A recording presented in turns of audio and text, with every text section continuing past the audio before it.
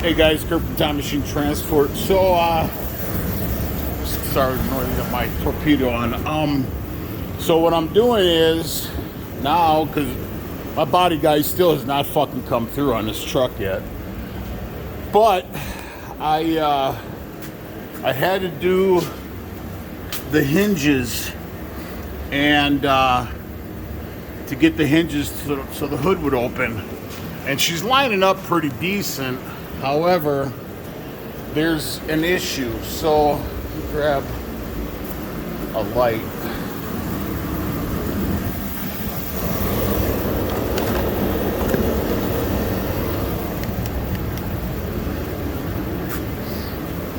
So first, what I did was I broke the hinge, the old one. So I had to get a new part, or a new hinge from Kenworth. That's your part number right there, L48-1005. R for the right, or the left. The driver's side doesn't have an R after it. So,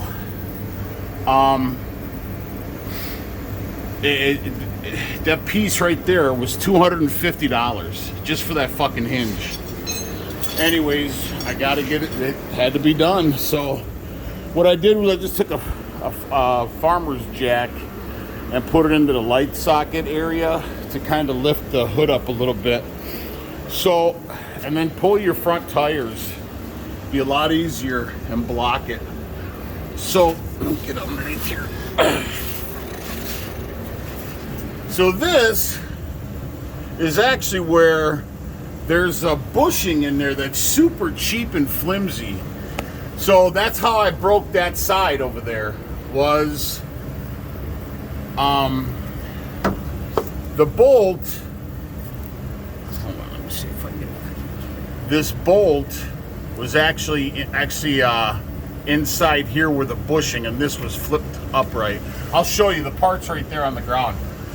So instead of going into this, I just went into this instead, and I put some washers in there because, and you don't need to get Gorilla on this. What I'm going to do is, because now this is going to be the pivot point instead of here. I don't know how this isn't lining up, but you can see if the bushing is inside here, inside there,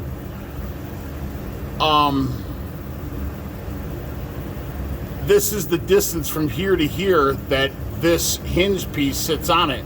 And there was nothing stout or girthy enough or solid enough to support this heavy hood. So when I looked at here, I'm like, oh shit. And then I just there's two bolts here. Not tightened up yet, but I used grade 8s. And I added this piece of angle iron, or whatever you want to call it. It's a piece like from one of our pipe stakes that we had, because we got a bunch of metal like this to make pipe stakes. So that's what I had to do. I had because this piece, these two top plates here were sitting directly on this. So I jacked it up and I added this piece in here because, like I said, this one and this one were down flush to this. And I used 3-inch bolts, and it came through. I didn't tighten them up. I'm leaving them just hand tight for now. I'll tighten them up after I do the passenger side. So, sorry. So that's how this is going to work. So now I took the jack away, and I took my grease gun and added a bunch of grease inside here. And like I said, you don't have to get Gorilla on this. Don't be stupid like me, because if you do, you're gonna crack this hinge, and it's gonna cost you $250 like it did me. All right.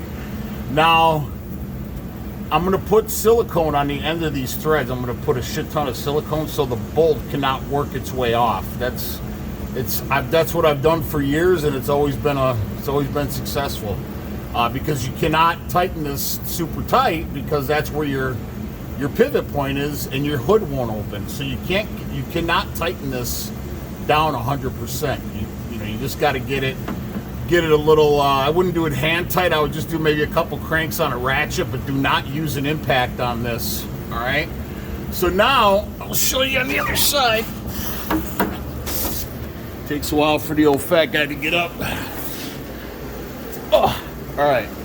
So then what I did was, because this is all fucked up anyways, we gotta do the mesh and everything, or the fiberglass mesh on this. So like I said, I just dropped it on that side, rose it on this side, and then I had to pull it. These actually, what I would suggest, these are 5/8 bolts that go into the hinge piece.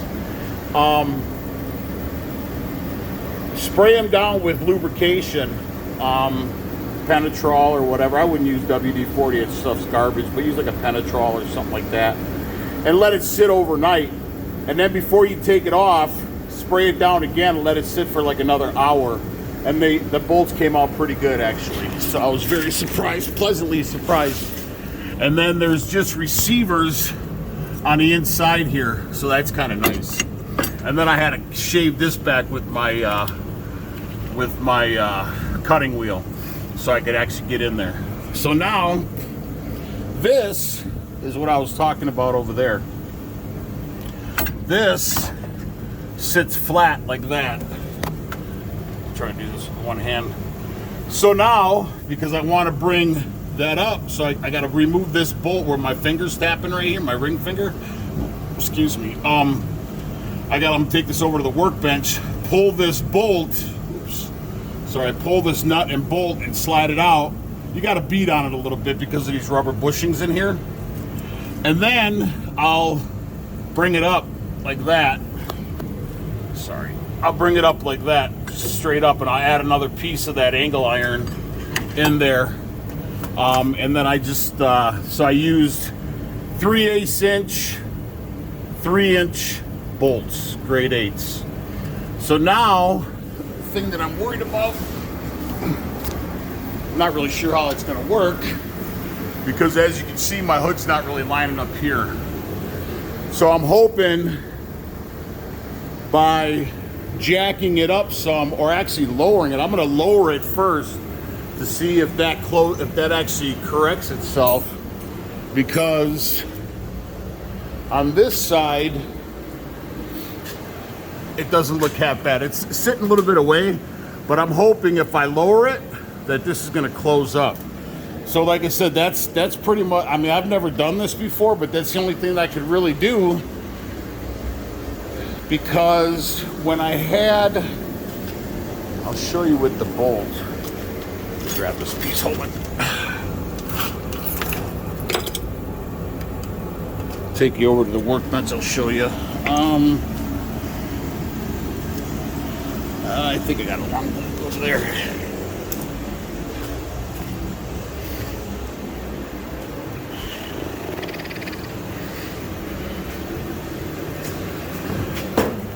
So when this was sitting like that, that's the cheap, it's like a plastic bushing.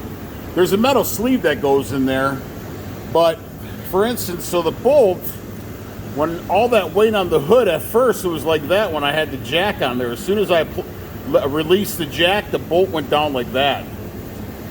And that's not good. So that's the problem. You need to have something girthy enough, so this is it right here, that when I apply the hood, or when I drop the hood, she'll come down nice and straight like that. Because now there's no jack there, and you can see there's no bend in the bolt. So